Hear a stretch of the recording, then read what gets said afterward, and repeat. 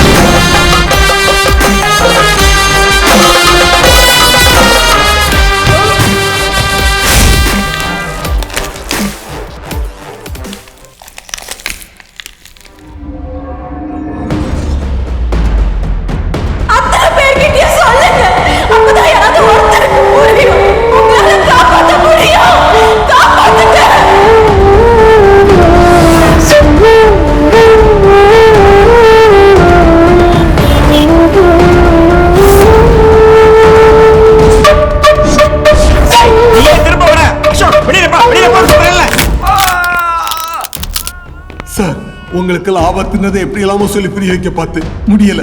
உங்களை அடிச்சாதான் நீங்க எல்லாரையும் கூப்பிடுவீங்க. அப்பதான் நான் சொன்னது யாராவது ஒருத்தருக்காவது புரியும். என்ன மன்னிச்சிருங்க சார்.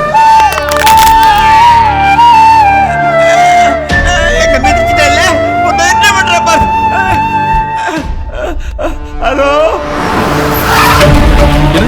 அசோக் திரும்ப பிளாட்டுக்கு வந்துட்டானா சார்? மருந்து இன்னும் 1/2 hour தான் சார் வேலை செய்யும். சீக்கிரம் போங்க. பண்ணிடியா?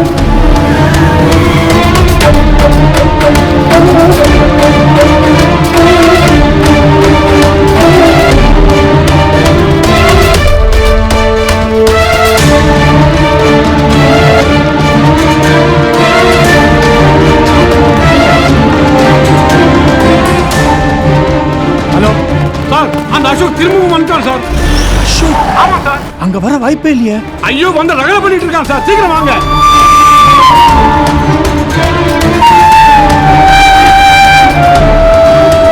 அசோக் சொல்ல வந்துட்டே இருக்கீங்க, இதுக்கு மேல உங்களுக்கு மரியாதையா இருக்கு சொல்லிட்டேன்.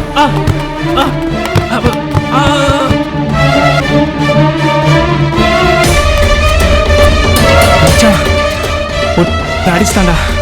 இல்ல கிளம்பி வாங்கடா.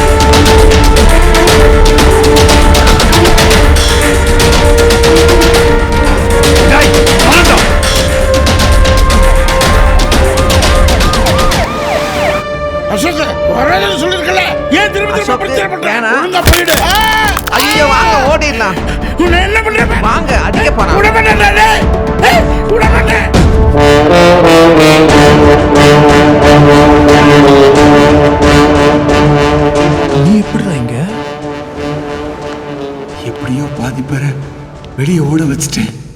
உள்ள இருக்க மீதி பேரை எப்படி காப்பாத்துவேன்? இந்நேரம் பார்த்து உடம்புக்குள்ள என்னென்னமோ ஆகுது. ஏண்டா என்னை இப்படி டார்ச்சர் பண்ற? நீ இருக்கிற ஒவ்வொரு செகண்டும் எனக்கு ஆபத்து. அப்படியே ஏண்டா ஒரு கை இருக்காது, உன்னை அப்படியே அடிச்சு கொன்னு பணத்தோட பணமா போடுறேன். இங்கேயே கருத்து ஜாலியா சொல்.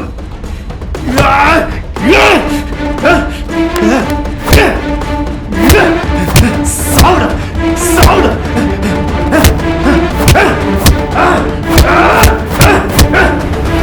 அவனை இருடா உன்ன.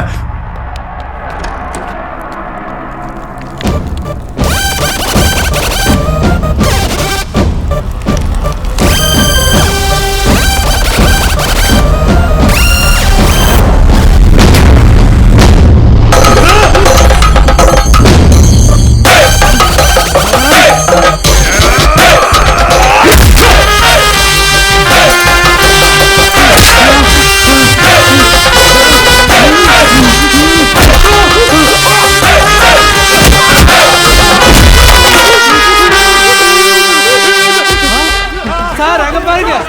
அசோக் வேண்டாம் அசோக். எங்க பில்டரோட பிரதர் சார் அவரு.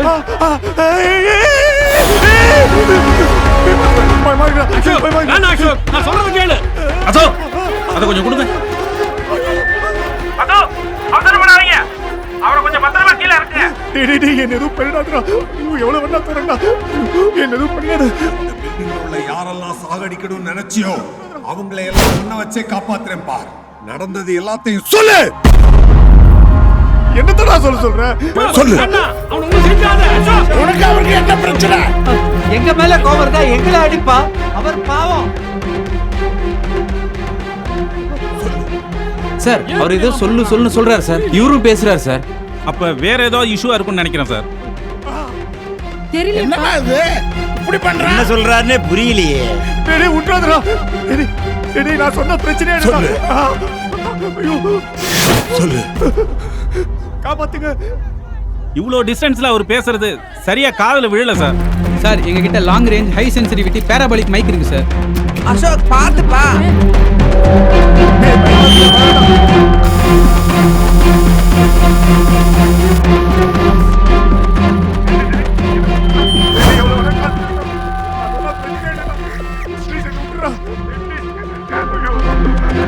சொன்னா புரிஞ்சுக்கடா.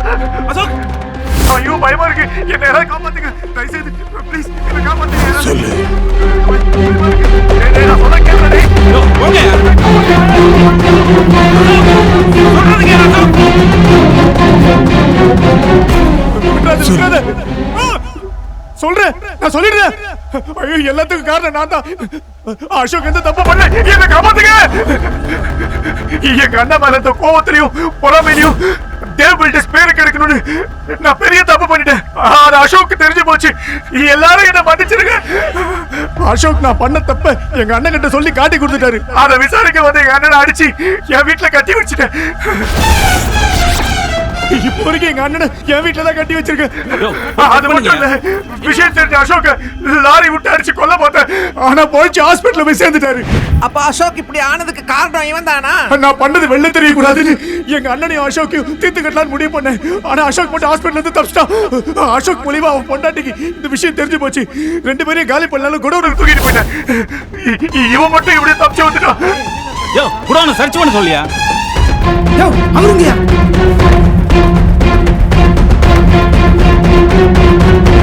ஐயா சொன்ன மாதிரி இங்க ஒருத்தனை கட்டி வச்சிருந்தாங்க ஐயா. அப்படியா சார்? அவன் சொன்னதெல்லாம் உண்மை சார். ஐயோ வேற என்ன பண்ணான்னு தெரியலையே. நடக்குது போதுமா? சொல்லு. சொல்றேன். இந்த பில்டிங் கட்டது நான் தான். எங்க அண்ணனை பழிவாங்க தப்பான கலவையில கட்டிட்டேன். இந்த பில்டிங் எப்ப வேணா இடிச்சு விழுந்துரும். தட்டலாம் உடைஞ்சிட்டு புரிய வைக்கிறதுக்காக தான் அசோக் செவுத்த உடைச்சிருக்கானா? இந்த பில்டிங் தரமட்டமானதும் எங்க அண்ணனையும் அசோக்கையும் கொண்டு பணத்தோட போடுமா அடையாளம் தெரியாம போட்டு வச்சா அந்த பழி தேவ் பில்டர்ஸ் மேல போயிடும். நான் ராஜா மாதிரி வாழ ஆசைப்பட்டேன். பாவி, அப்ப நாங்க எல்லாம் செத்து போயிருப்போம் மேடம். எல்லாத்தையும் என் வாயாலே சொல்ல வச்சுட்டேன். யாரும் பில்டிங்ல இருக்காதீங்க, வெளியே வந்துருங்க. வாங்க, வெளியில வந்துருங்க. வாங்க எல்லாரும். வாங்க வாங்க. அசோக் நாங்க எல்லாரும் உன்னை புரிஞ்சுக்கிட்டோம். இனி நீ அங்க இருக்காத அசோக், உனக்கு ஆபத்து. சொன்னா கேளுங்க அசோக். நீங்க நினைச்சதெல்லாம் நடந்துருச்சு. நீங்க எல்லாரையும் காப்பாத்திட்டீங்க. ப்ளீஸ் வந்துருங்க அசோக். வாங்க அசோக், வாங்க அசோக். காப்பாற்ற ஒற்றை மனிதராக போராடி வென்றுள்ளார் அசோக் என புகழாரம் சூட்டியதோடு இந்த சம்பவத்திற்கு காரணமானவர்களை போலீசார் கைது நல்லா இருப்பியாடா? நல்லா இருப்பியா? மனசு இப்படி பண்ணிட்டியாடா பிரபாவி? சொல்லுங்க. வழி கவுண்டர் பண்ணுங்க சார். நம்ப வேண்டியவன நம்பாம நம்பிக்கை துரோகியை நம்பிட்டோமே. இல்லைன்னா இங்க கொண்டு கொண்டா உயிர் போயிருக்கும். இந்த மாதிரி நிலைமையில கூட உன்னை பத்தியும் உன் குடும்பத்தை பத்தியும் யோசிக்காம எங்க எல்லாருமேலும் இவ்ளோ அக்கறையா இருந்திருக்கியப்பா. உன்னை கொஞ்சம் கூட புரிஞ்சிக்காம ரொம்ப கஷ்டப்படுத்திட்டோம்பா. எங்க எல்லாரையும் மன்னிச்சிடு அசோக். ஆமாப்பா. செக்யூரிட்டி காவல்காரனா தான் பார்த்திருக்கோம். ஆனா காவல் தெய்வமா இருந்து நீ எங்களை எல்லாம் காப்பாத்திட்டியப்பா. அசோக்